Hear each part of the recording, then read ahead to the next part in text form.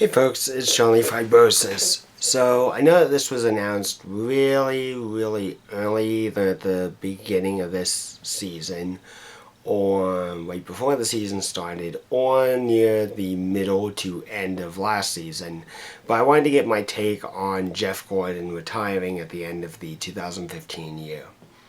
And in addition, I'll go over as well Tony Stewart announcing his retirement, which was just a few months ago, as he will be retiring in 2016. So, I know I don't really talk about a lot of racing, or I haven't talked about a lot of racing in a long time now. I know I did a little bit of stuff in the beginning with my channel, and that was like 2 years ago or so. And mainly I focused on video gaming just because it's something that's fun to me. But I do want to kind of go back to my roots a little bit and kind of go with that. So let me first talk about Jeff Gordon and my opinion of him. I like Jeff Gordon. I actually became a fan of Jeff Gordon in 1999. I've been watching NASCAR for about 16 years, roughly. Yeah, that's right. About 16 years. So, I don't know what it was, but I gravitated towards the 24. And I was a big fan of his from 1999 to about 2002, or 2003. I don't know what exactly changed me in terms of that. My biggest guess is two things. One, my birthday is like right before the NASCAR season starts. But at the time, I had just turned 8 years old. And I became a fan of Dale Earnhardt Jr. because I turned 8, my birthday is on the 8th of the month. And in addition, Dale Earnhardt Jr. was driving the number 8. Plus, I liked the red colors of his car. And I think what also changed me was Jeff was winning a lot. And to kind of see the same driver dominate races and win again and again and again didn't appeal to me. So I kind of jumped off the Jeff Gordon bandwagon and was like, okay, I'm going to root for Dale Earnhardt Jr. And I've been a Dale Earnhardt Jr. fan since. I never venomously hated Jeff Gordon. But I didn't like him because he was winning a lot. And then, right around 2007, 2008-ish, he won another championship in 2001. He won a few races here and there. But he was not in, like, domination, contention, setup like he was in, like, the early days of his career. So I was like, you know what, I'll give Jeff another shot. He's a good racer, there's no doubt about it, but he's not winning all the time. So I won't get burned out on all of it by seeing him win. And this is like floating around the time that he won at Phoenix and either equaled or passed Dale Earnhardt's 75 win record. So when Jeff Gordon would win, it would be like, yay, yay, Jeff won, good job for him. I'd pull for Junior and everything like that and hope that he'd be able to win it and such. And just to kind of go back a tiny bit, I didn't pull for Junior because of his last name. I really didn't know anything about Dale Earnhardt until well after he passed away. But I just liked his car and his number and everything like that. So moving on. So, Jeff is kind of like Jeff has run, now 23 seasons and it'll be his last. But, he wasn't winning as often, but he would get wins here and there. He would run consistent, He didn't win championships. And then right around the time that Jimmy Johnson jumped on his tail and won 6 championships in a row, I was like, okay, Jeff Gordon is no longer Jeff Gordon to despise. Jimmy Johnson is the new Jeff Gordon to despise because he wins all the time. And that, my opinion of Jimmy Johnson probably will change when he gets near the end of his career, but I don't know.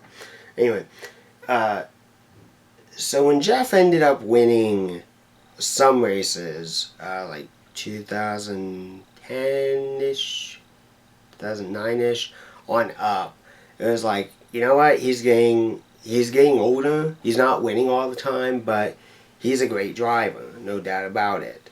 Um, so I was like, I'll pull for Jeff Gordon. He's not going to be my favorite, but I have enough respect for the man that I will pull for him and hope that he does well.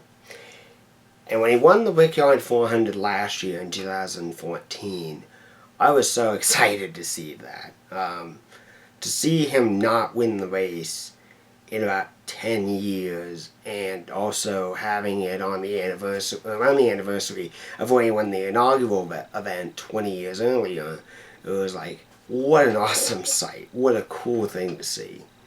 And then when he announced his retirement, I was like, this is pretty sad. The big thing is a lot of drivers kind of retired without having much of a, I'm going to reference it, but a fan appreciation tour like Richard Petty did. What a lot of the drivers did was they would go off to smaller teams and they would try as hard as they could to race, to do well, to win. But the money, the sponsorship, and the driver's skill just was not there at that point anymore.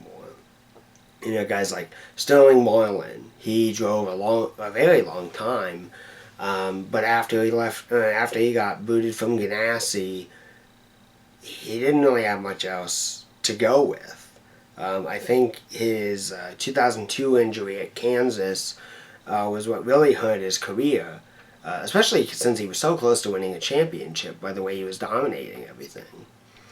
And then other guys, Terry Labonte, he retired at Talladega, I think, last year. He wasn't running with Hendrick Motorsports or any real big competitive team anymore. He was going with Go Fast Racing or something along those lines, or Go Fast Racing. Bobby Labonte, he was a Joe Gibbs regular, a very big Joe Gibbs racer.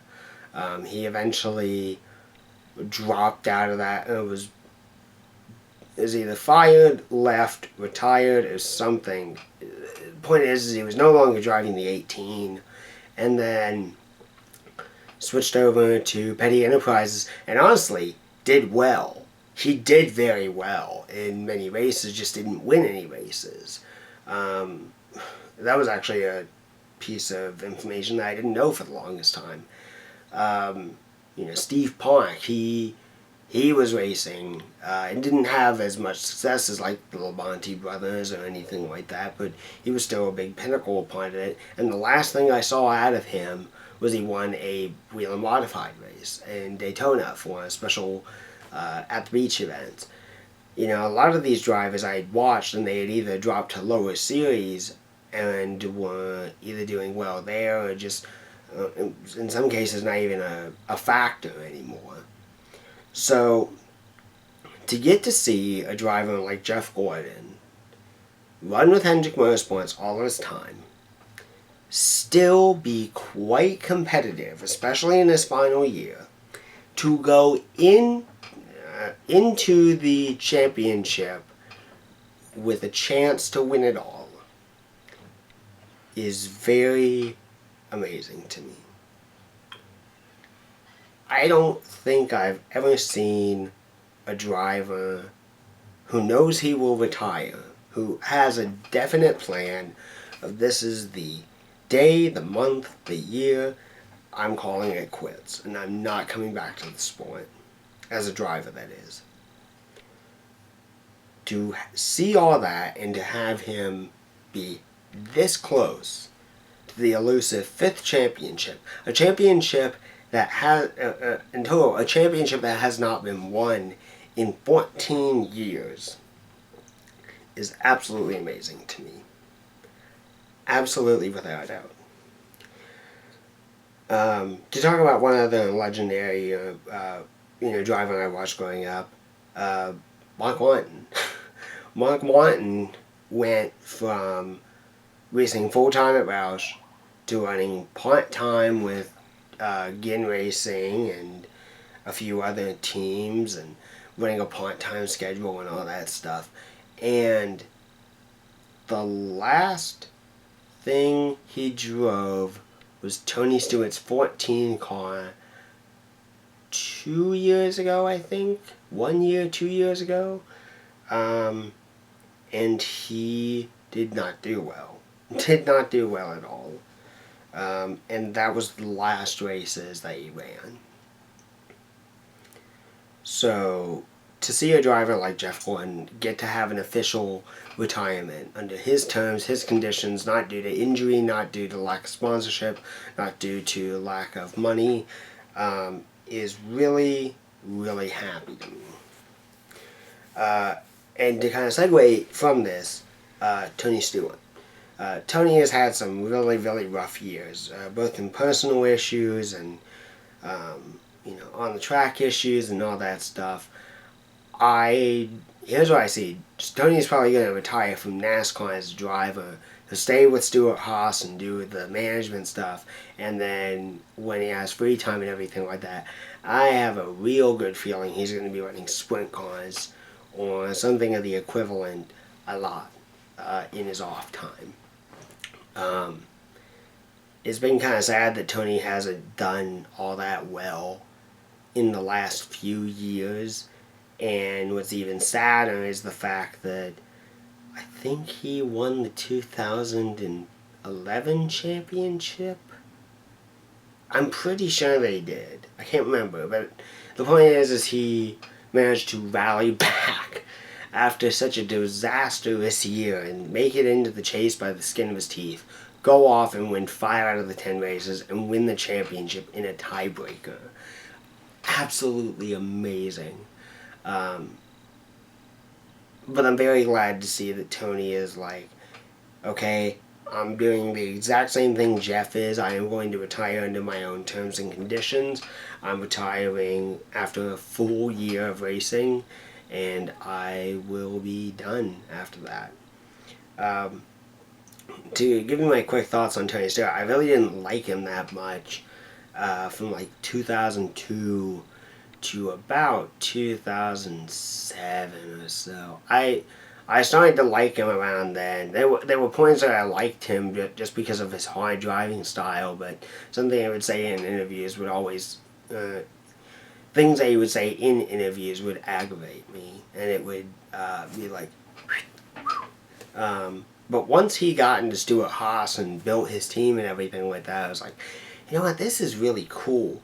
He went from a well-established organization to a team that really didn't have much of a lot of stuff, and managed to turn that team around, and now the organization has 2 championships under their belt, which is really awesome. Really awesome to me. But with the way, all that's worked out, it's like, I really do feel for Tony with how he broke his leg, the whole Kevin Ward Jr. incident. Don't get me started on that, and I'm not going to go into that.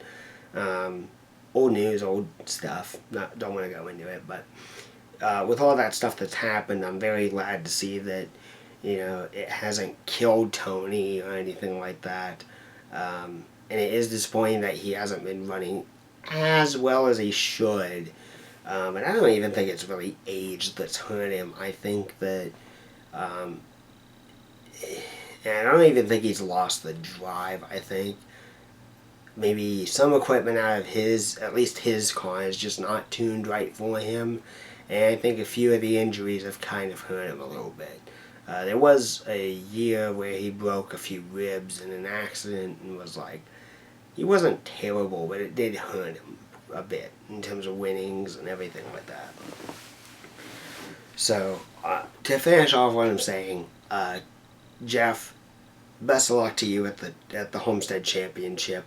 We're going to see who wins it in 2 races. Yeah. They're running Phoenix this past Veterans Day. I'm recording this on the 8th of November. So the next race will be 7 days from now. on the 15th, and then they'll run the final race on the 22nd. So best of luck to Jeff Gordon with winning, hopefully winning championship number 5. And to Tony Stewart, I wish you a great 2016 campaign and a solid rest of your 2015 campaign. Hopefully you can be able to go out there and at least get some good finishes, and then 2016 come out swinging.